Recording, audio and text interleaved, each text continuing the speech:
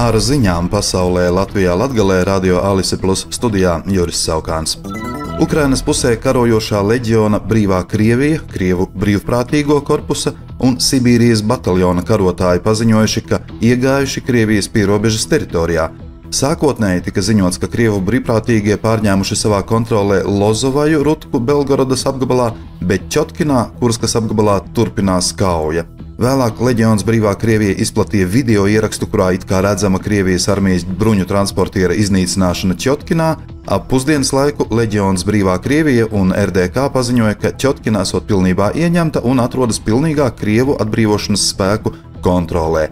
Naktī uz otrdienu notikuši lidrobotu uzbrukumi 7 Krievijas apgabalos, tajā skaitā Orlas un Nižņī Novgorodas. Tur naftas bāzēs izcēlušies ugunsgrēki, par kuriem ziņo Krievijas amatpersonas un mediji. Maskavas mērs Sergejs Sobjaņins paziņojis par notriektu lidrobotu, kas lidojas Maskavas virzienā. Līdz šā gada vasarai 12 ukraiņu piloti būs izgājuši 10 mēnešu apmācību Dānijā, Lielbritānijā un Amerikas Savienotajās valstīs un varēs pilotēt iznīcinātājus F-16, raksta New York Times. Tiesa gan ap to laiku Ukrainā būs tikai 6 no 45 iznīcinātājiem, ko apsolījuši Eiropas sabiedrotie. Dānija, Nīderlande, Norvēģija un Beļģija apņēmušās piegādāt Ukrainai aptuveni 45 iznīcinātājus, ar to pietiktu 3 nelielām eskadriļām. Dānija solījusi piegādāt pirmos 6 F-16 līdz pavasara beigām, vēl 13 līdz šā gada beigām un 2025. gadā. Naktsmītņu rezervēšanas uzņēmums Airbnb paziņoja, ka aizliedz novērošanas kameras viesu māju iekšienē, lai ievērotu viesu privātumu. Līdz šim Airbnb atļāva novērošanas kameras koplietošanas telpās, ja tās bija skaidri redzamas un pieminētas naktsmītņu piedāvājumos pirms to rezervācijas. Jaunā politika līdz ar noteikumu atvieglošanu par ārtelpu novērošanas kameru izmantošanu Airbnb naktsmītnēs stāsies spēkā 30. aprīlī. Dvietes palienē sācies 5. gada laiks – atbūda, jeb teritorijai raksturīgās ievērojamās ūdens līmeņa svārstības, kad ilgstoši pārplūst upes, ezeri un tuvējās pļavas. Šis ir unikāls laiks, ko steidz izmantot laivotāji un putnu vērotāji. Atbūdas izbaudīšanai Dvietes palienē būs jāsaņem atļauja, par to informē Dabas aizsardzības pārvaldes Latgales reģionālās administrācijas dabas izglītības speciāliste Diāna Selecka. Atļaujas bez maksas izsniegs pakalpojumu sniedzējiem, kas izīrē laivas un nodrošina publiskus pasākumus atbūdas laikā vairāk nekā 50 dalībniekiem. Pagājušajā gadā, kad atļaujas šīm aktivitātēm Dabas aizsardzības pārvalde izsniedza pirmo reizi, tās saņēma 7 pakalpojuma sniedzēji un kopējais laivotāju skaits sasniedza 815 cilvēkus.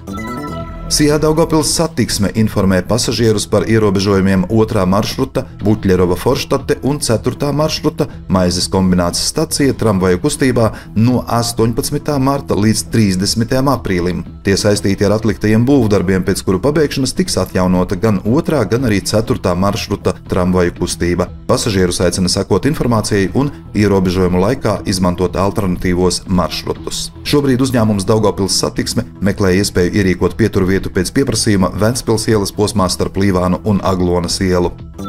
22. martā Rotko muzejā notiks 12. starptautiskā Latgales grafikas simpozija noslēguma izstādes atklāšana un mākslinieku godināšana. Starptautiskais Latgales grafikas simpozijas, kas šogad norisinās no 8. līdz 22. martam, jau 12. reizi Daugavpilī pulcē grafikas māksliniekus no Polijas, Francijas, Horvātijas, Itālijas, Igaunijas, Latvijas un Taivānas. Izstāde būs pieejama apmeklētājiem līdz 19. maijam, atklāšanas pasākumā izstāde būs skatāma bez maksas. Daugavpils inovāciju centrs aicina 8 līdz 11 gadus vecus bērnus piedalīties tematiskajās dienās, kas norisinās skolēnu pavasara brīvdienās no 12. līdz 15. martam, laikā no 12. līdz 3 dienā. Vienas dienas dalības maksa ir 15 eiro. Valdība no rītdienas līdz 12. septembrim izsludina pastiprinātu robežu apsardzības sistēmas darbības režīmu. Tas darbosies Ludzas novadā, Krāslavas novadā, Augšdaugavas novadā, Rezeknes novada Kaunatas pagastā un Daugavpilī. Rīkojums izdots, lai nodrošinātu valsts robežas neaizskaramību un valsts apdraudējuma novēršanu, kā arī ņemot vērā šī brīža konstatēto Latvijas-Baltkrievijas valsts robežas nelikumīgas šķērsošanas mēģinājumu skaitu un to pieaugošo tendenci. Ar ziņām studijā bija Juris Saukāns. Par ziņu raidījumu Ziņas bez robežām pasaulē Latvijā Latgalē saturu atbilstajā Alise Plus projektu finansē Mediju atbalsta fonds no Latvijas valsts budžeta līdzekļiem.